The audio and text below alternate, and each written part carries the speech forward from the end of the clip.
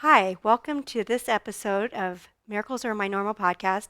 My name is Colleen Low, and tonight we have our guest is Omar from the Passionate Few podcast. Thank you so much for having me, Colleen. It's an honor to be on the show. Kai, you have no idea how honored I am to have you here as my guest. It's just amazing. You know what's so funny is Hmm. I don't know if you remember, I met you 2 years ago, Correct. and you were going to start your podcast. Hmm. I wanted to start my podcast, and you did it. Hmm. You have actually just created. I don't know if people are familiar with the Passionate Few, and we're going to put a link into your podcast here so Oh, I people appreciate that. can get familiar with it. Hmm. But 2 years ago, you started a podcast. Hmm. Tell me about why did you start this podcast? Yeah. So this was about almost like you said, 2.5 years ago. And at the time, I was working at Tesla. Hmm. So I had always had sales jobs in school, but I wanted a purpose, and I think most people crave a purpose beyond their profession.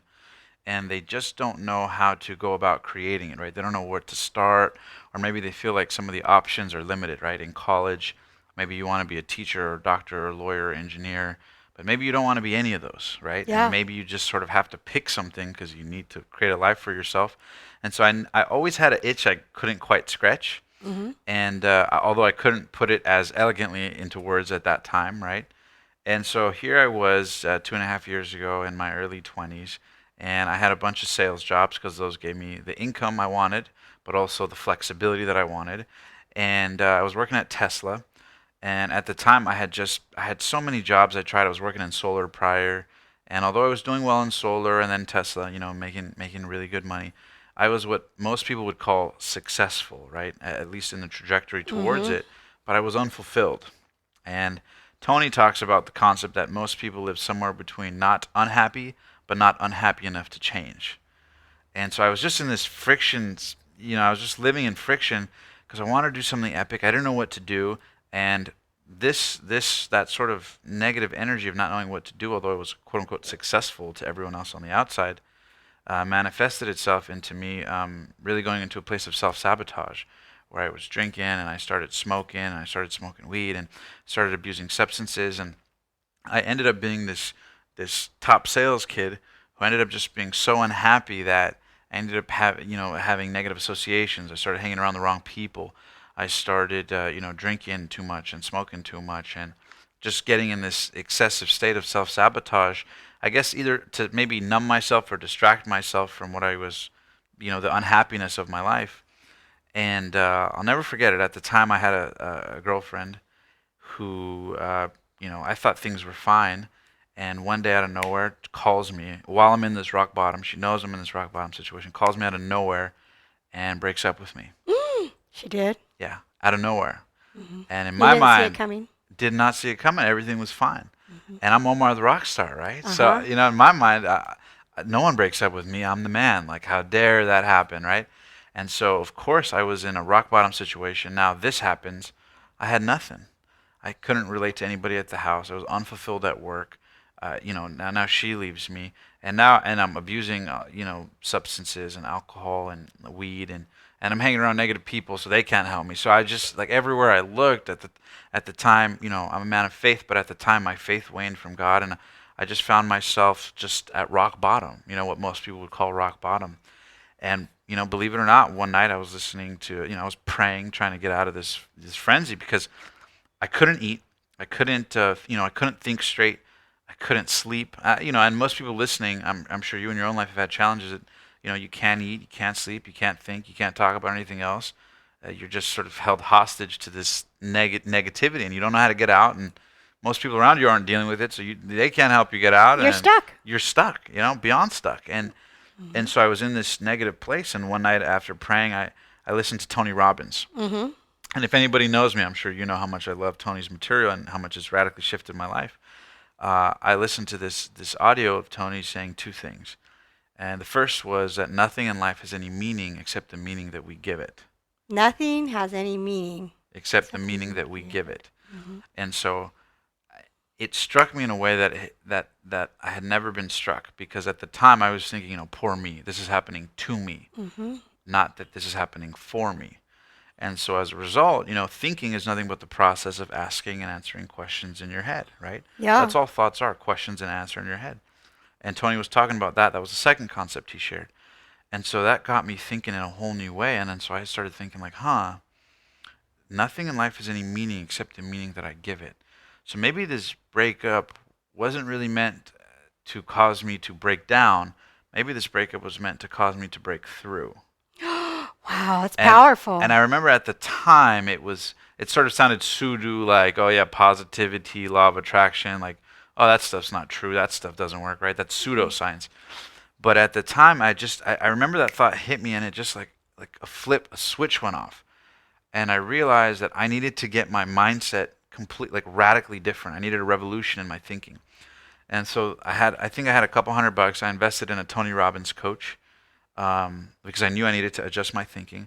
I hop on a call with the Tony Robbins coach, and the first thing he tells me when I tell him, I'm in a rough spot and this girl just broke up with me and I'm at rock bottom, he goes, dude, congrats. That's awesome. I was like, what do you mean congrats? Like, she broke up with me, I'm in rock bottom. And he goes, I know, but congrats, man. This is the beginning of a new page, of a new chapter. And I was like, well, what do you mean? And he's like, congrats to the fact that you're not in a relationship with somebody you don't want to be with. Congrats to the fact that you don't have any kids, you don't have any debts, you don't have a marriage, you don't have anything. Congrats to the fact that she left you before something terrible happened, or you had more emotional attachment, or there was cheating going on. Congrats to the fact that now you know what you want in a person, what you don't want in a person. And he sort of went through this whole list, and I thought, whoa, that was quite a pattern interrupt to my normal thinking. And so I literally began to just unwind and just sort of rewire my brain's way of thinking. And I started to see pain as power. And that phrase over and over kept replaying. Nothing in life has any meaning except the meaning that I give it. And I said, you know what? If I can figure out how to use pain instead of have pain use me, then I would have some real power. And so my coach encouraged me to do this exercise, which I'd encourage anybody listening to do. What's that? And that's write down on a piece of paper, if life were perfect, how would the next day go? How would the next week go? How would the next month go? How would the next year go? And so I wrote down this thing where I said, if life were perfect, I didn't have the idea for a podcast at the time. It evolved from this, but at the time I wrote down, if life were perfect, I would surround myself with people living life at the highest level. I would surround myself with people who are living examples of miracles. I would surround myself with, wealthy multimillionaires and multi-billion-dollar entrepreneurs and ask them questions all day long. If life were perfect, I would get to hang out with people that I would only ever dream of. And I noticed that all of the perfection that I was writing down was about being in a better environment. And so I said, you know what? If I could interview anybody, who would it be if life were perfect? And so I wrote down this list of all these people. And although it sounds sort of spiteful, at the time, my ex, who although that relationship ended up being symbolic of the pain,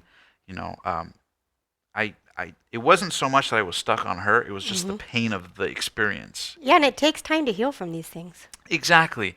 And a lot of times when you have your own negativity going on, it's sort of, the expression, when it rains, it pours.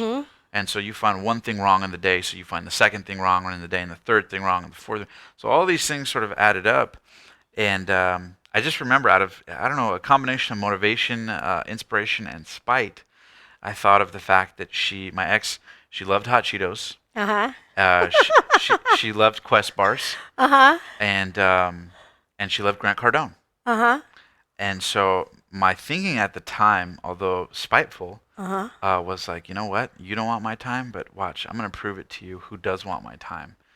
And so it began this crazy journey of, I'm going to manifest interviews with the creator of hot Cheetos, the creator of Quest bars, and Grant Cardone. And I had no idea at the time how I would make it happen, no clue. I had no connections to any of them, but it began this like internal firepower that just led to me doing whatever it took to email, message, wait outside of restaurants, stalk them, follow them, call their office, do whatever it took until I got my first interview. And then I got one, and then I did another one, and another one, and another one, and I just got on this trajectory of doing interviews that turned from, one person listening to 2 people to 10 people to 100 to 1,000 to 100,000 to 1,000,000, 2,000,000, now over 3 million listeners worldwide. And it's incredible. It's unbelievable to even me. But so it's a long-winded story, but that's pretty much where the pain started and how the ball started rolling on the podcast. Yeah. I think when we start to question our thoughts is when our life can shift. I love that. Because most of my life I didn't question my thoughts. I just assumed they were all true. Everything that came into my mind was a true thought. And it's Yeah. interesting how you changed how you looked at things, and then it changed your whole experience. Hmm. I was just thinking about, you said that you did crazy stuff to get these people to be on your show, because the Yes. people you've I still interviewed, do sometimes, yeah. yeah, the people you've interviewed, what's the craziest thing? Because who are Yeah. some of the big people that you've interviewed? Yeah, so I've interviewed, like I said, the creator of Hot Cheetos, serial entrepreneur Grant Cardone, Hmm. a multi-billion-dollar founder of Patron Tequila and Paul Mitchell Shampoo and Conditioner, John Paul DeJoria. We've had, professional athletes, 10-time professional Nike skateboarder Paul Rodriguez. Who else have we had on? So many, I can't even think of. Well, they're all awesome. I've been listening Just to Ed them. Milet, Ed Milet. Yeah, we had Ed Mhm. Milet on the show. You've I had mean, several women too. tons of, yeah, Lisa Nichols from The Hmm. Secret on the Law of Attraction, Cole Hatter. Cole and Sonia Hatter. Hmm. Just so many big entrepreneurs in the space. God willing, we'll be having Tony Robbins on in a couple months. So That's very good. excited for that. So That would be awesome. yeah, and it's so crazy to think that I was just a kid in a Starbucks crying, praying for answers. A thought came to him, and now I'm friends with all these people that I never even would have dreamed of. And what's crazy is that the words, sometimes I find the notebooks Hmm. that I used to write down, and it's crazy because that person, that dude, that Omar a couple years back that was writing that stuff would have never imagined that this would be real or that people around the world would enjoy my interviews. Like really, people spend out before this interview were saying that you were listening to my interview. That blows my mind to Hmm. think that how did I turn a breakup and pain and rock bottom and an unhappy job into worldwide impact with millions of people, It is amazing, and right? building a unbelievable network and inspiring people in the process. It's surreal to me, and a business around it. Uh, I couldn't have even, I didn't even know I could pray for it, So it's been an amazing journey. But yeah, absolutely. And I love how you put it when you said that, when you change the way you look at things, the things you look at change. Hmm. Because most people assume their thoughts are true. Yeah. And so, a thought comes in their mind, I don't like this. Boom, they believe it. Hmm. I don't like that person. Boom, they believe it. And once you realize that you are the filter of your thoughts and that you can monitor your thoughts or observe a thought and then go, you know what? I don't like that thought. What's a more accurate way that will serve me to think about this? And you build the habit of controlling the communication in your head. That manifests into the actions that come out of you and your whole life changes. So changing your life starts with changing your mental dialogue. So I think you put it perfectly when you said that. Yeah, and I think that another thing that you said is that your coach asked you to write down what your perfect day, week, and year would look like. Right, that's right. And I think there's a lot of power that comes from attracting what you want into your life when you write it down. That's right. You can't hit a target you can't see. Yeah. Hmm. And when you can write it down and then you can visualize it, because even Hmm. though you didn't know about the podcast, you said you Hmm. wanted to be around those people. You wanted to talk to them. You That's wanted right. to interview them. Hmm. And I think that I journal almost every day. Hmm. And I think that it's transformed my life, journaling. Wow. And I was just wondering, is there anything that you do that has helped transform your life that you would recommend to the people listening to this? Yeah, absolutely. So one thing I always do, and people close to me can attest to this, is that I do two things on a regular basis. Although meditation has been Mm-hmm. super, super important for me, on a regular basis, I make it a point to get in a good state. Mm-hmm. So literally, if I'm depressed, or I wouldn't say depressed, but if I get in a state that's leaning on depression or negative energy, or I start focusing on negative stuff, I'll literally have a radical shift in my being. I'll go, yes, like, I'm excited, let's go, and I'll literally physiologically snap myself out of it. I think most people sometimes are victims to their own physical states, Mm-hmm. and they don't realize that it's not you who's negative. It's your physiology is in a negative state. It's on a decline. The way you're sitting, the way you're walking, the way you're talking. If I lower my voice, chances are I'm not going to be as happy as if I'm talking loud like this, right? Yeah. Or if I say, if someone says, "How was the movie?" and you say, "Oh, the movie was good," right? It's Mm-hmm. a very different experience emotionally than saying, "Oh, the movie was phenomenal." Oh, unbelievable. You can't feel things you don't express. So that's the first thing, is like controlling the physiology. And then the second thing that's helped me tremendously is I do exercises that are sort of like brain dumps. Now, this can be on paper or out loud, but I sort of say I'm stressed about something. And Mm-hmm. my girlfriend's here. She can attest to this. Mm-hmm. Yeah, she's That so cute. Thank you. Yes. Uh-huh. Yeah, well, I guess thank her parents, but yeah. But yeah, one thing I do is that I always will like say I'm stressed about something. Mm-hmm. I'll like out loud. I'll say, "Okay, man, I'm really stressed about this." Well, I'll talk to myself. I'll reason it out with myself. I'll say, "Well, am I really stressed about this, or am I worried that it's not going to go the way I want? Should I even worry about that? Looking at it that way. Well, what's a healthier way to look at it? Well, maybe a healthier way to look at it is, however it happens, let me find a way to use that to my benefit. Oh, well, I guess maybe I could do this. Well, I guess maybe this not happening on this day or this event being canceled actually allows me to do this instead.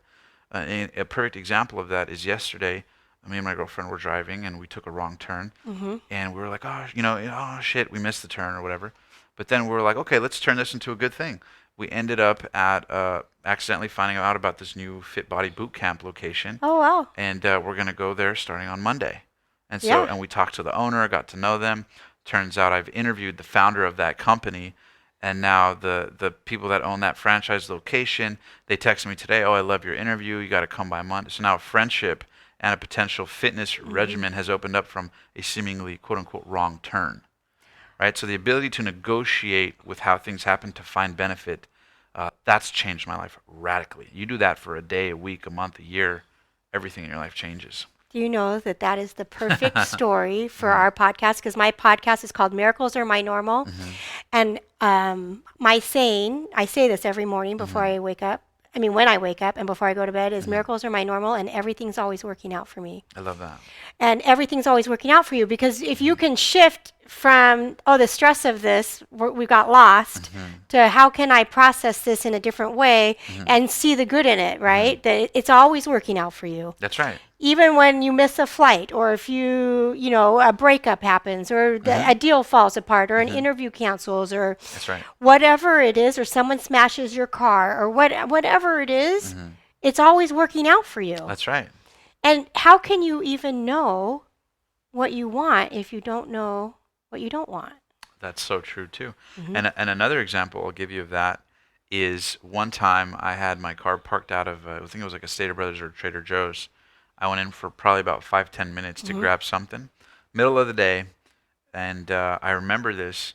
I had been getting into meditation. Meditation is something I do on a regular basis. Yeah, I want to talk to you more about that in a minute. Yeah, I absolutely. meditate every day. I love that. And one thing I did is I parked my car in front of a Trader Joe's.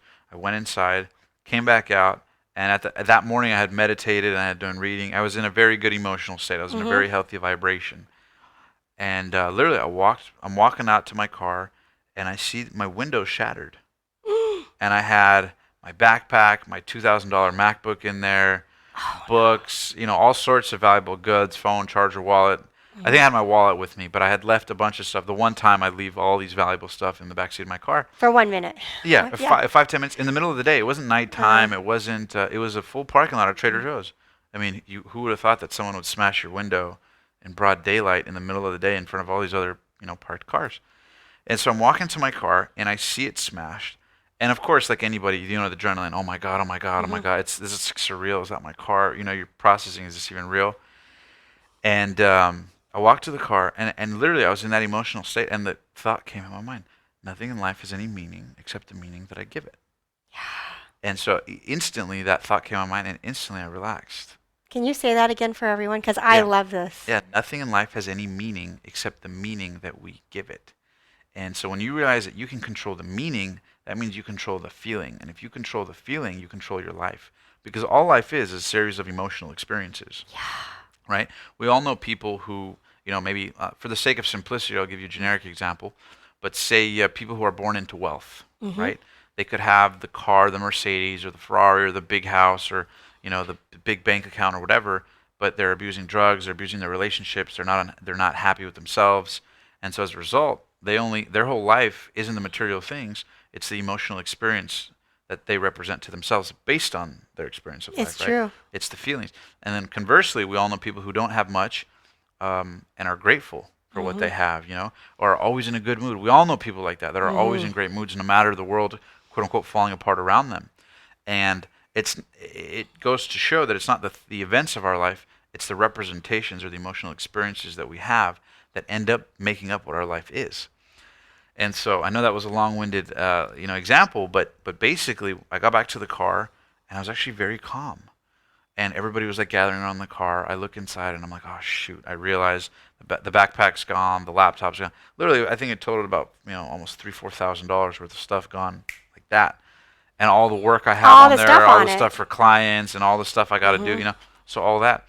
And ironically, this is the ironic part actually. I had a Tony Robbins book that I was reading that morning in the car, in the Did they take backpack. that too? It was in the car, and they took that. And I thought, and I swear to God, one of the thoughts I had was like, you know what?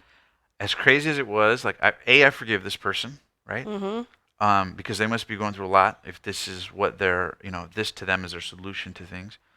And also, how interesting is it that God would place the Tony Robbins book in the bag? So that means that this person who robbed me got a book that when he opened the backpack, there was a laptop, but there was a book that says Awaken the Giant Within, how to take control of your life no matter what you're going through now.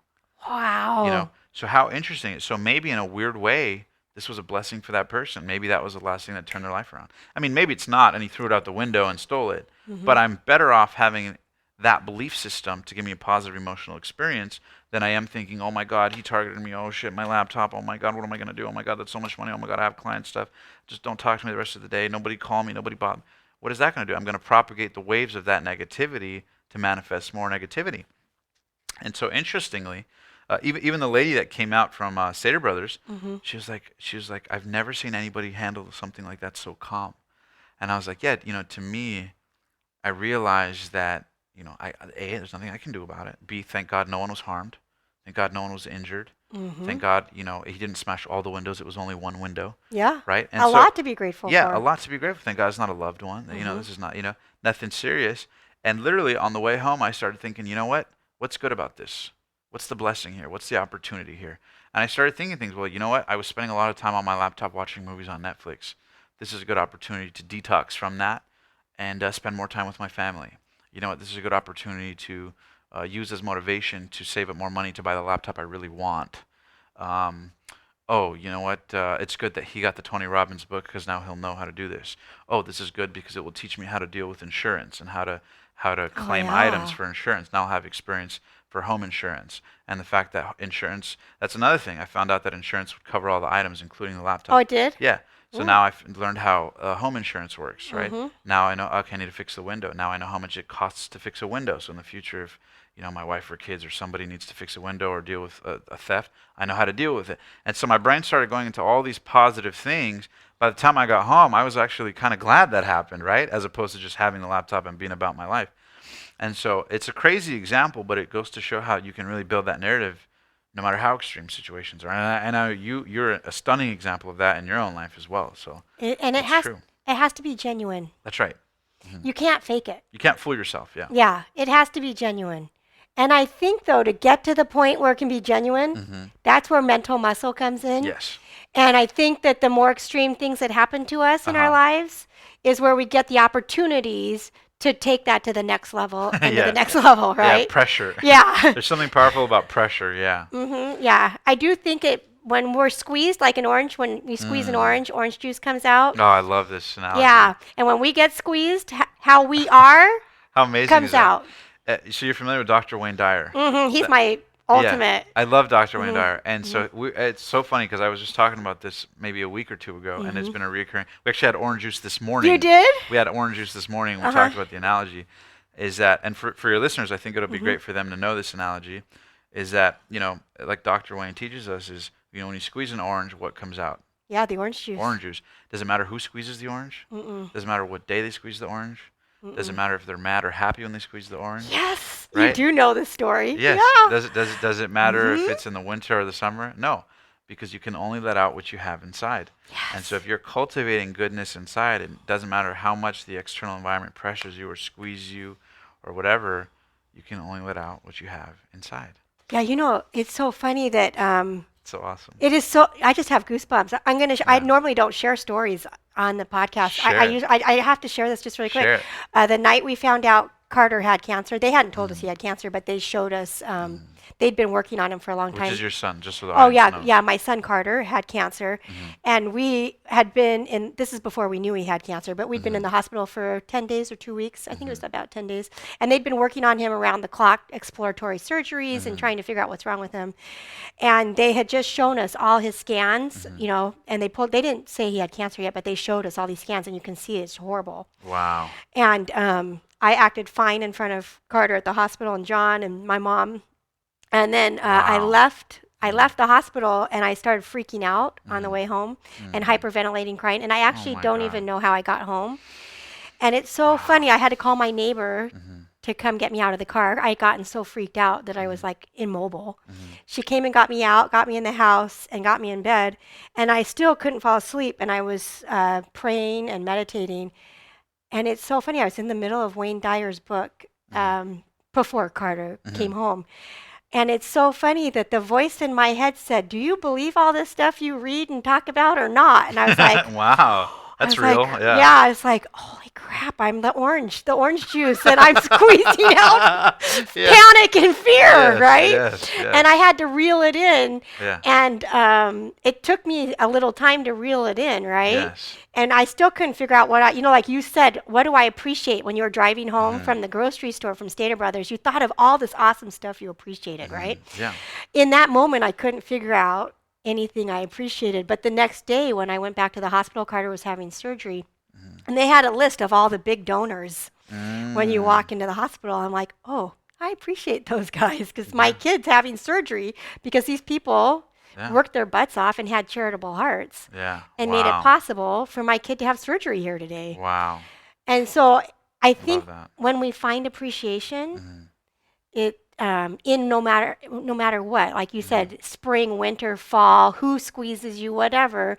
If you can do that, like what you did with the laptop, isn't Wayne Dyer amazing? He is amazing, and also just as a note to add to what you're saying, and for the listeners who want to practice this, because maybe they're like, okay, Colleen, or Colleen, or Omar, like, sure. ask yourself positive stuff. Yeah, I get it. I've heard this.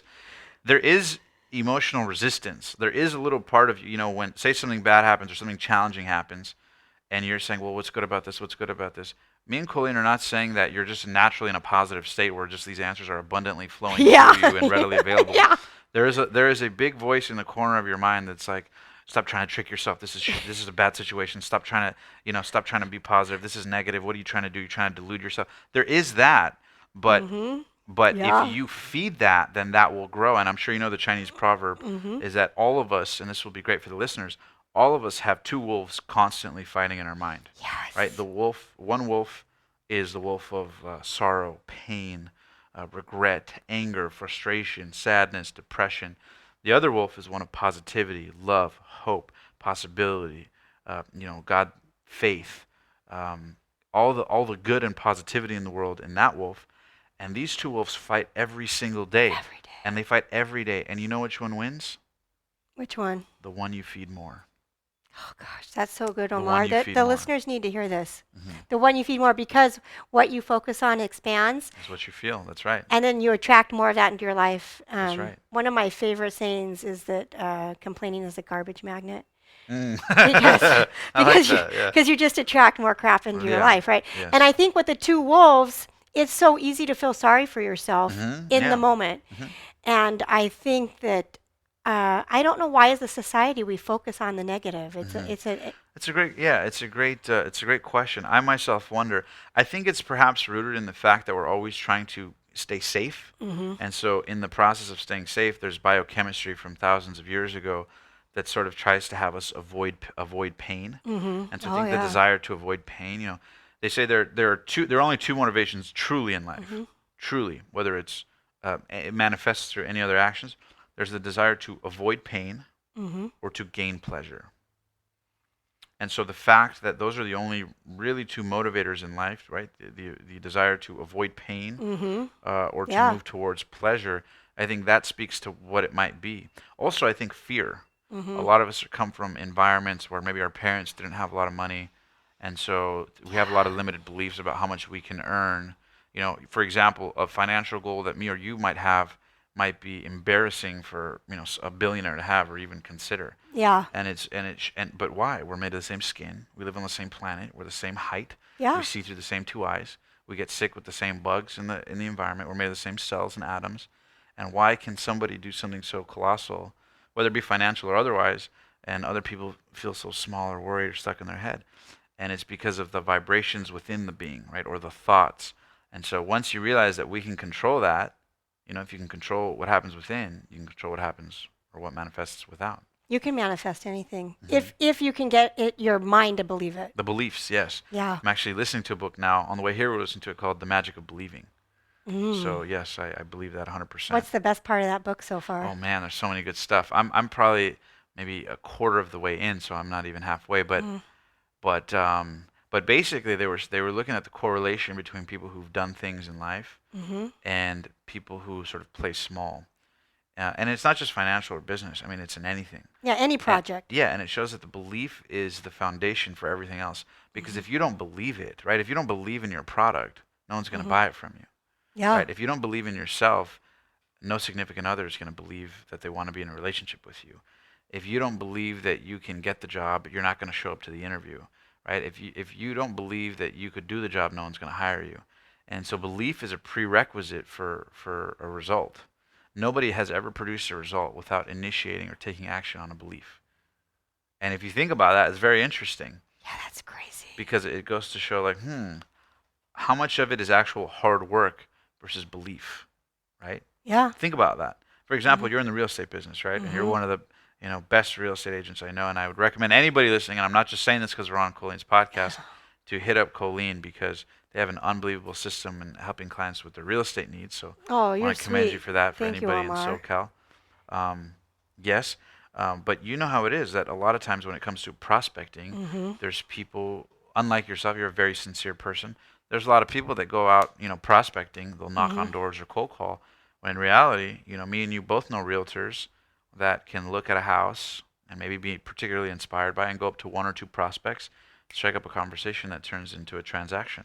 And it's because there's something powerful about the belief of an inspired action versus just an ambiguous action, right?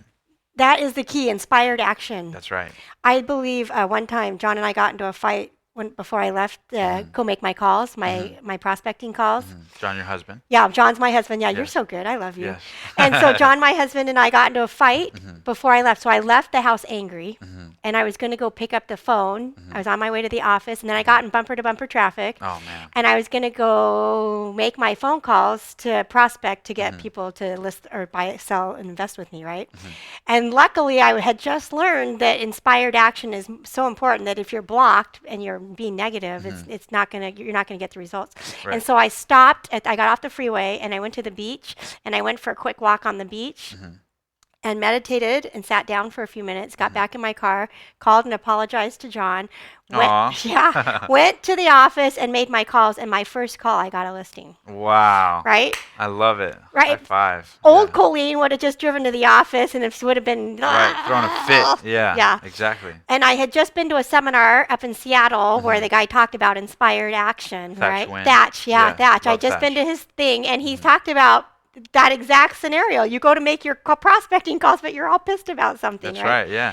I think he talks about the fact that most people, he says that most people are the most inspired in business when they're on vacation. Yeah. And he goes, think about how many times have you been on vacation? You might prospect all week and not get a deal. You're on vacation, you call 3 or 4 people, boom, a deal or two happens. Yes. Just because you're in such a relaxed, good mood and good state that transfers to the other person. Yeah. Yeah, it's so amazing. And if I hadn't learned that, I would have gone back to the office. I would have gone to the office and screwed the whole thing up, right? Yeah, it's amazing how we learn, right? Yes, absolutely. And we're all students of it. And the other thing, too, is none of us are perfect, right? I'm sure me and you might wake up tomorrow morning and have another challenge where we go, oh, shoot.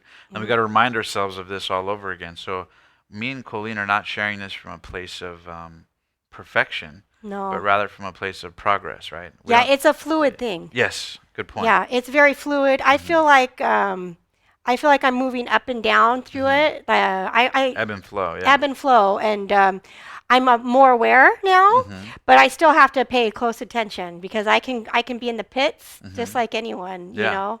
and sometimes you don't even know you're in the pits. You got to pay attention to that. You need someone to say, "Hey, what's going on?" That's right. That's so true. Yeah, I'm guilty of Right? that too. Yeah. Especially as you sort of sometimes if you build a team and a system and a business, and now we have listeners all over the world, it's easy sometimes to lose track of the humility in one's own ego, Mm-hmm. um, because you can sort of, I don't know how to put it, you sort of, especially if you have a platform, like myself or you start to be like so comfortable in the fact that you share it with others that you might not be as keen to actually live it sometimes. You might, because you get the high of sharing it. Yeah. And so to remind yourself to live it, it's a whole nother thing that takes a whole new level of humility.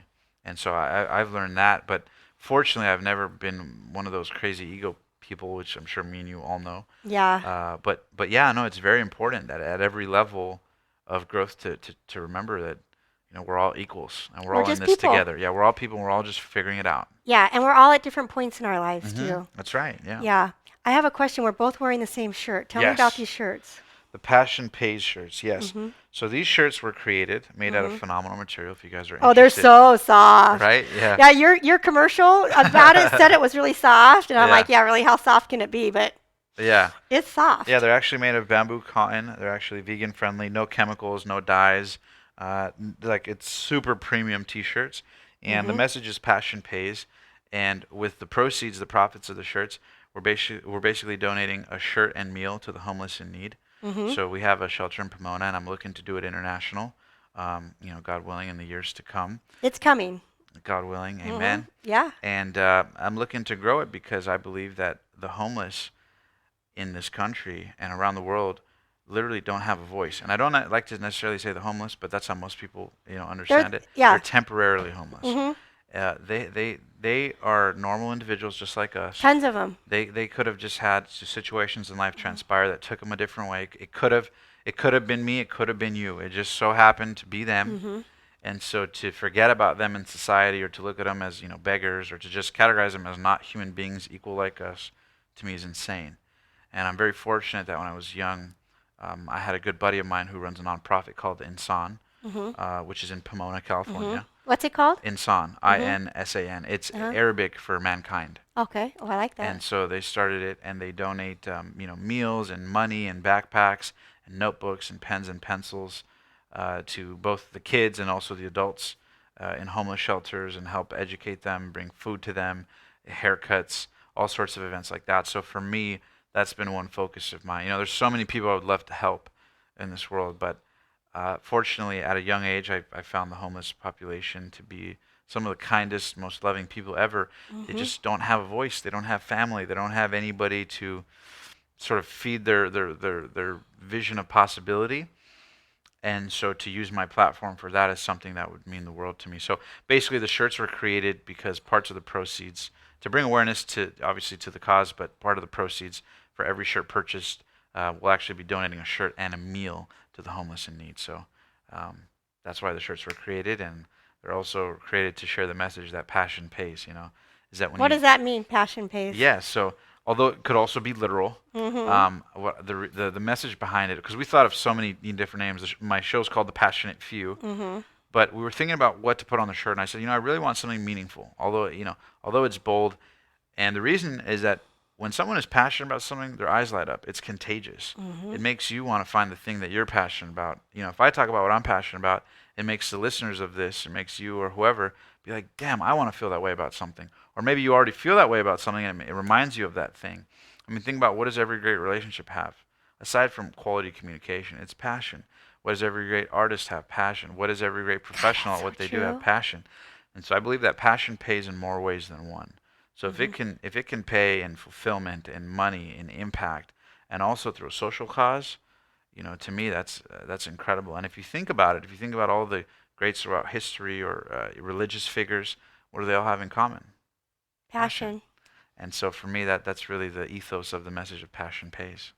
Oh, I love it. Yeah. I do think that passion is important. If you don't have hmm passion, like you said in the beginning, you're living somewhere between not so great Yeah, not and somewhere. unfulfilled. Yeah, somewhere between not unhappy, Mm-hmm. but not unhappy enough to change or do Uh-huh. something about it. And so you're sort of in no man's land because you're not totally happy, Mm-hmm. but you're not unhappy enough to do something about it.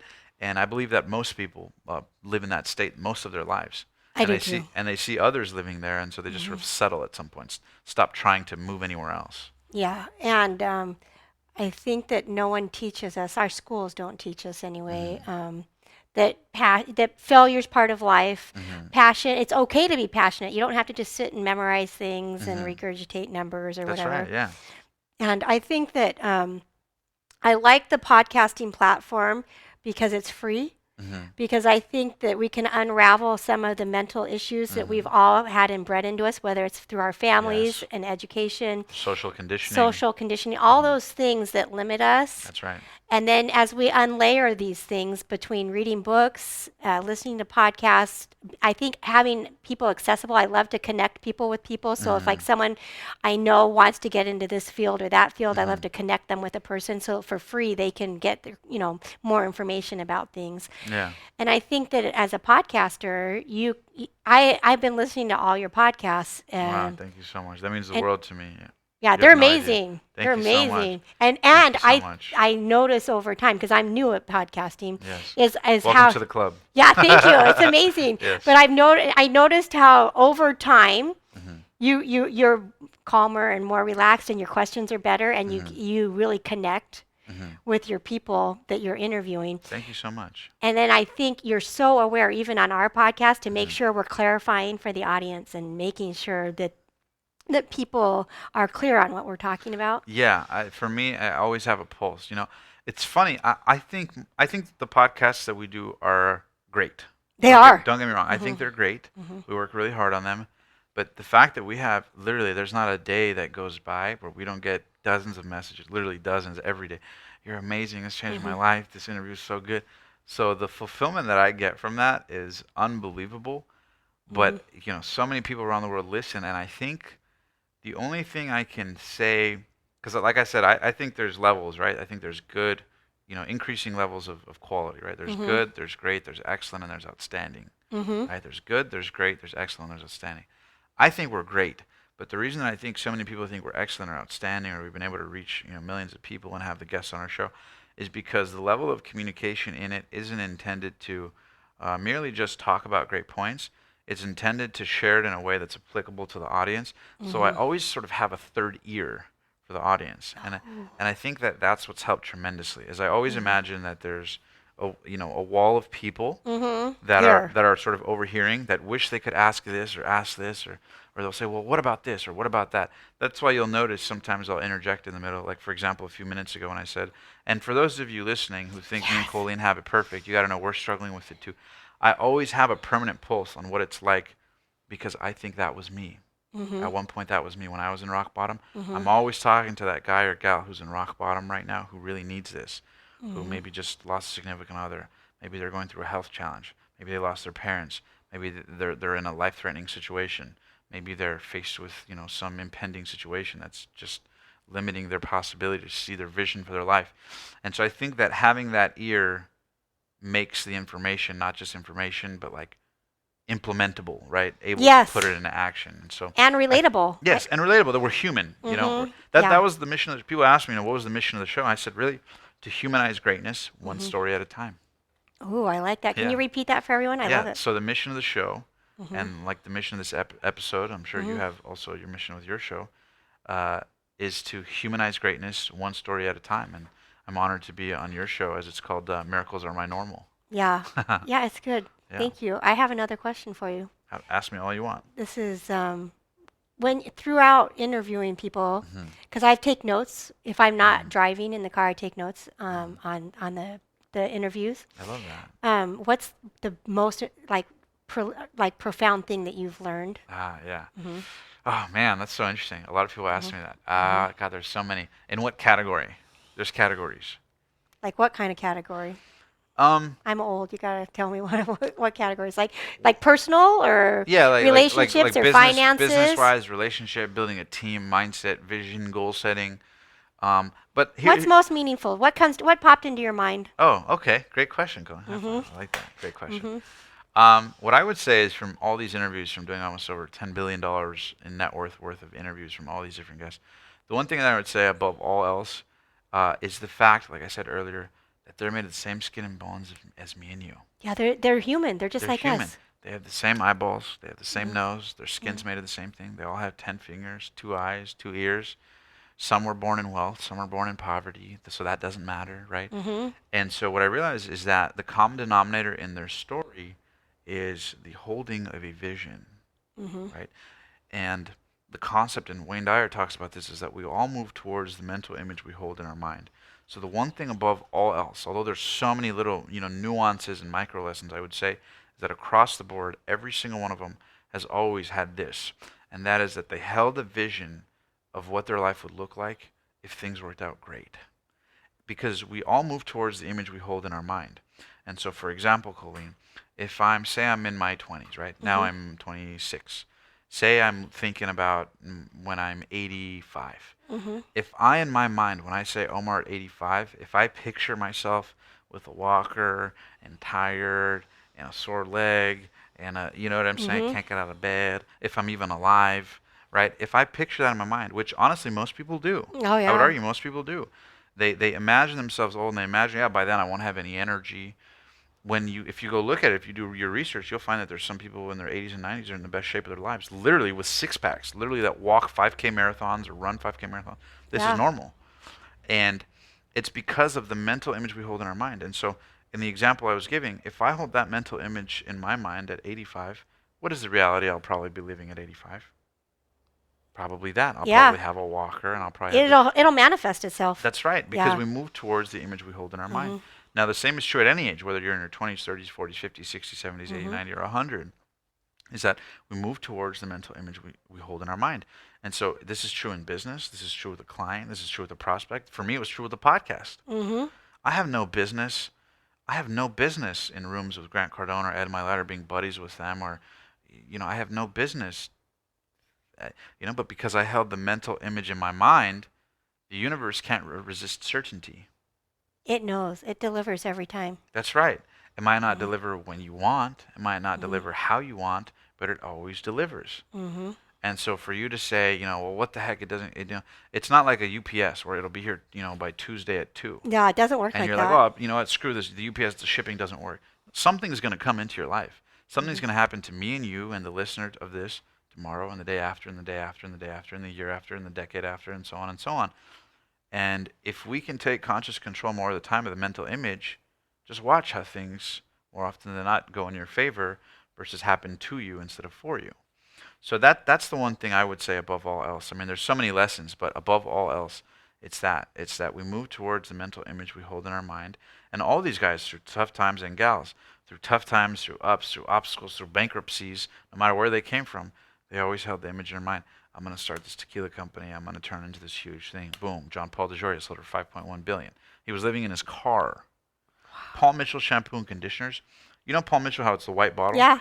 Did you know that they were so broke that the reason that it's in white bottles because it was the cheapest material they could find, Uh-huh. and they didn't want to pay for any other labels other than the black sticker labels. So they literally got the cheapest they could. They were living in their Uh-huh. car, selling them to hair salons. Oh my They didn't know it would gosh. become a billion-dollar business, but see how their resourcefulness, Mm-hmm. right? Instead of going, oh man, we can't afford to look nice or have bottles like all these other competitors or have all the, but see how by being resourceful about that, they're actually the longest lasting and most profitable shampoo company on earth. Isn't that amazing? Think about that. And that all happened from a guy who was homeless in his car when he built the company. Vision. Vision creates reality. And so the question I think for everybody is, how firmly can you hold on to a vision? Not just when things are going great, That's the but when key. things are falling apart, when things are not going well, when health isn't the best, when people are saying this or doctors are saying that or your bank account says this, right? How firmly can you not change the mental image in your mind? And I would argue that most people, A, don't have a mental image in their mind, certainly Mm-hmm. one that they want, or B, they don't keep it. They Mm-hmm. change it, or they adjust it, or they tweak it, and as a result, they end up with a life that's in constant flux. If you look at the people that don't settle for what they want, the funny thing is that they very often get it. So, Yeah. so that's what I would say. I love that. And I think that without a vision, nothing can happen. People perish. That's right. Yeah, because the universe, if you're unclear on what you want, the universe can't deliver it to you. That's right. No one knows what it is, so no one can deliver it to you. That's right. And if it's, for example, how many times, I'll give you a perfect example. Let's say, we've all been in school at various levels, high school, college, whatever, maybe even middle school, right? I went to school. Right?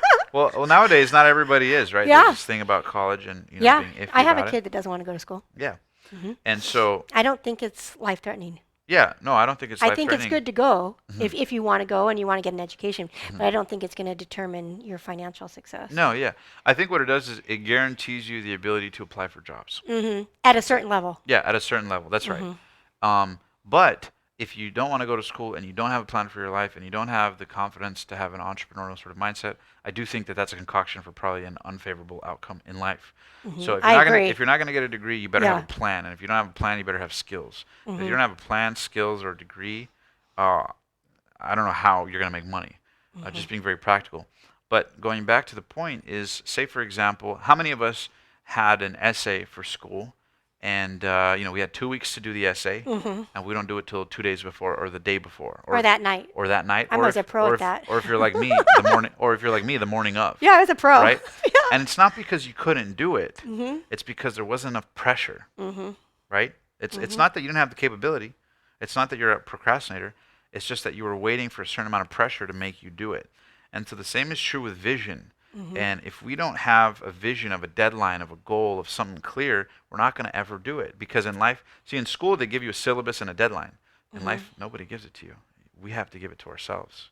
Gosh, that's so true. And so if we can give it to ourselves, it will pressure us to do the thing, to get the deal, to close the escrow, to whatever. But most people don't have it firm, and as a result, they keep giving themselves extensions on the essay, if you will. They keep using making the metaphor. excuses for Keep making themselves. excuses, keep using the metaphor. But by holding the image, no matter, think about it.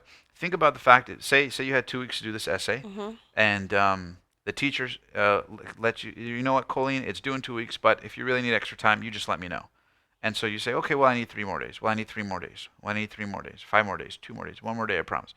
You're not going to do it. There's the same pressure, 21 days, as there was 13 days or 14 days. I would never write it. Exactly, you would never write it. And it's because you're not holding the image and saying, nope, no matter what, this is the image. I think deadlines are important. I hadn't really thought about that. That's right. You need to have a deadline. That's right. Deadlines and clarity, because that will pressure you to do the thing.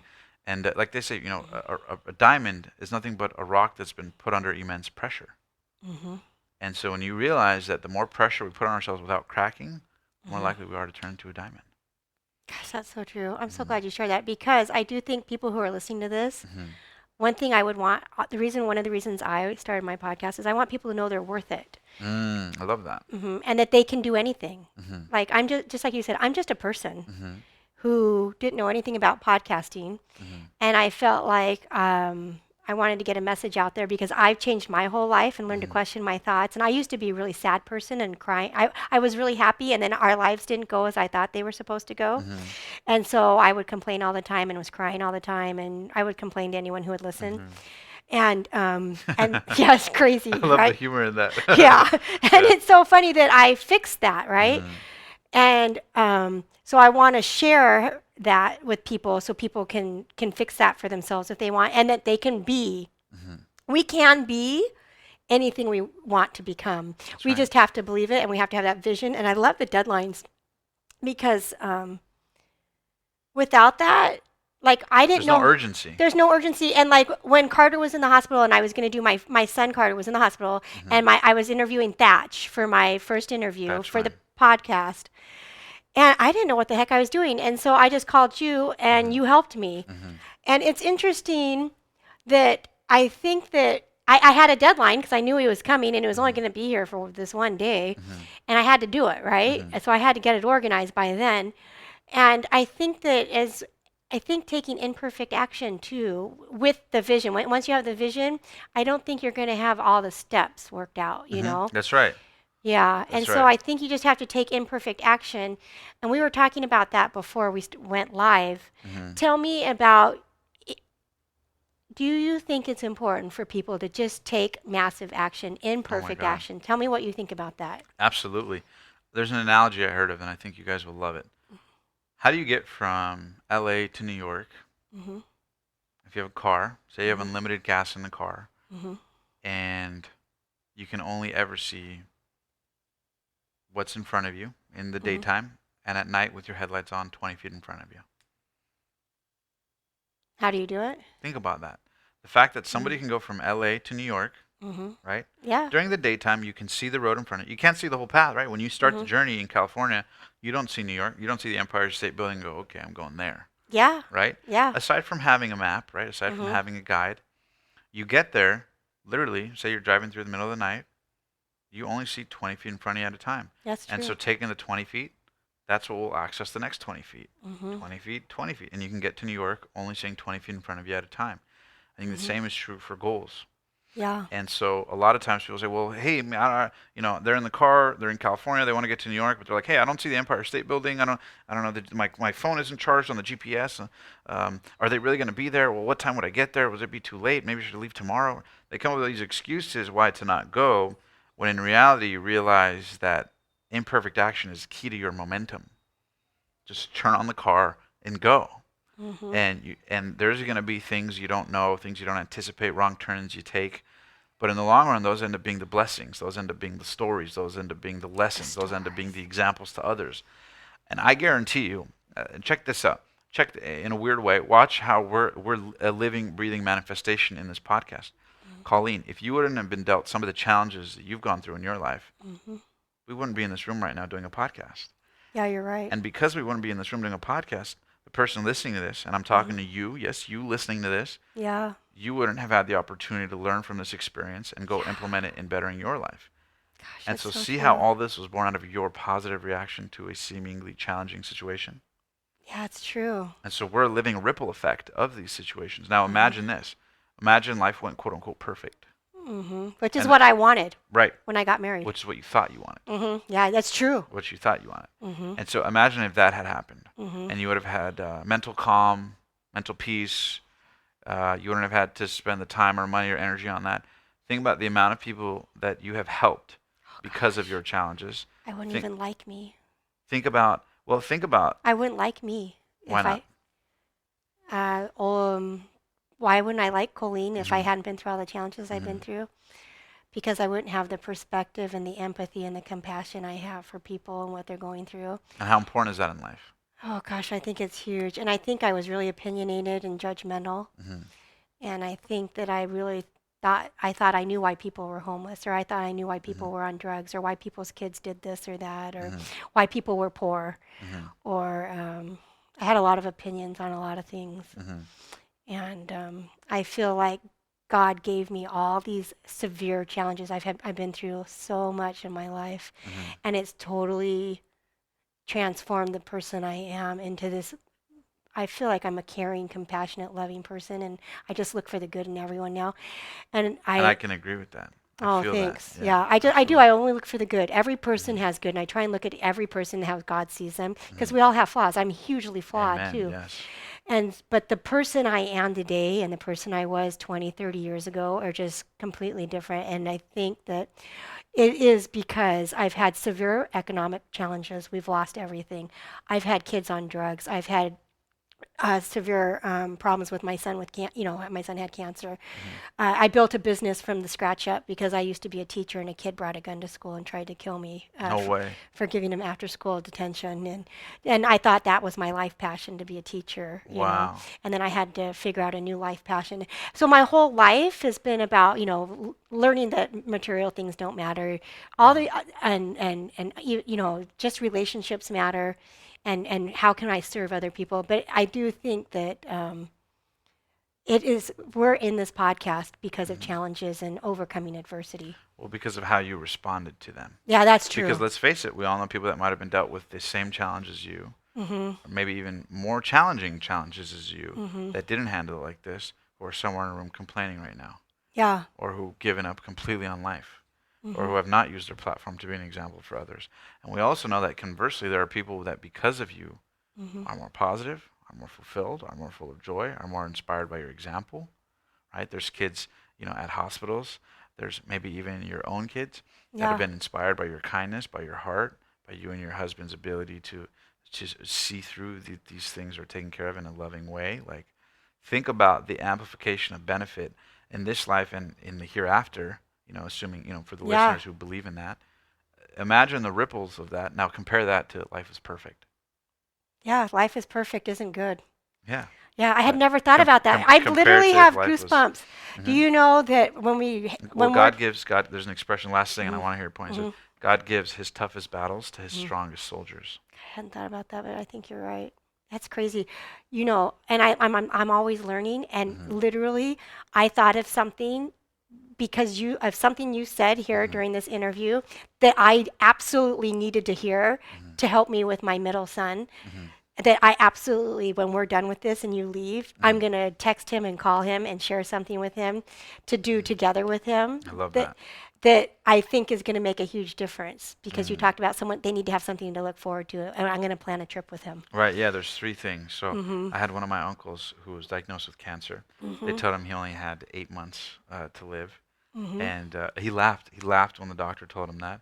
Mhm. And he said, watch me. And now he's been 18 years cancer free. Yeah. And probably one of the happiest dudes I know. What are the three things again? And so the three things he shares Mhm. are in life, you need these three things to be happy. And this is what Mhm. we said, help them We'll mentally end with overcome it. this. I I love love it. this. So he said there's three things. Mhm. Number one, it's something to do that you love. Something to do. Number two, it's someone that you love that loves you. And Mhm. number three, it's something to look forward to. So if you can at all times have those three things, something to do that you love, Mhm. someone that you love that loves you back, and number Mhm. three, something to look forward to, then you're the happiest person in the world. I love it. You're fulfilled. You're fulfilled, yes. And as they say, success without fulfillment is the ultimate failure. So if you Gosh, if that's so if true. you're living, if you're healthy enough to be conscious of the fact that you have something to do, someone to love that loves you back, and something to look forward to, what more could you ask for in life? That's the perfect life. Yeah, it's not things. Mm-mm. It's not the material things. It's not the Mm-mm. car. It's not these things might bump happiness for a moment, but that's not fulfillment. That's not lasting. And if you Mhm. think about it, think about, for example, when you think of candy versus fruit, right? Mhm. What does all candy emulate? Fruit. Fruit, It yeah. emulates fruit. When you eat candy, short term it gives you extra sugar, extra joy. Long term, what does it give you? Yeah, Lethargy, lethargy, cavities, a crash. You can get overweight, right? diabetes. Diabetes, right? Think about fruit. Everlasting benefit. It's only Mhm. benefit. It's pure benefit. Yeah, it's good for you. You see what I'm saying? And Mhm. so we get to choose in life if we're going to be a fruit or a candy. Do you want Mhm. that temporary thing or do you want some everlasting? And so if you have someone to look forward to, you're not just going to eat the candy and just sort of get that temporary high and it's over and then you deal with all the consequences. But if you're looking forward to fruits in your life, fulfilling things, meaningful people and experiences, then the benefits of that, the vitamins of that are going to last you forever and ever with no negative consequence. No It's regrets. yeah, no regrets. And Mhm. if you can do that in your life, like I said one more time, have something to do that you love, I love it. have somebody that you love that loves you, and have something to look forward to. You literally couldn't even be sad if you wanted to. Yeah, Hmm. because you have what's most important. That's right. You're engaging all your senses. Mhm. You're engaging all your senses as to what's most important. And think about it. When you're a kid, you're not born wanting a shiny ring, No. right? What are you born wanting to do?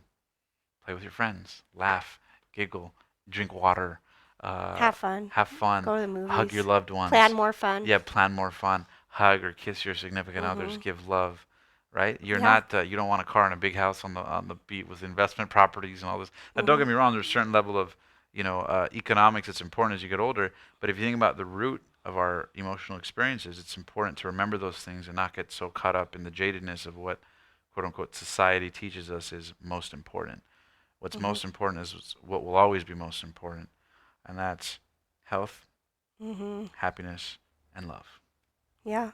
Omar, thank you so much for being on the podcast today. Miracles are my normal. I want everyone, if you haven't gone to his podcast, The Passionate Few, I hope you'll go subscribe and Thank you so much. listen and like it and leave him a review. And you guys are awesome. Thank you. I Thank you really, so much, Colleen. it It's an was honor to be on the show. you're awesome. Thank you Thanks. so much. Thank you guys for tuning in, and remember, miracles are your normal too. Yeah. and everything's always working out for you.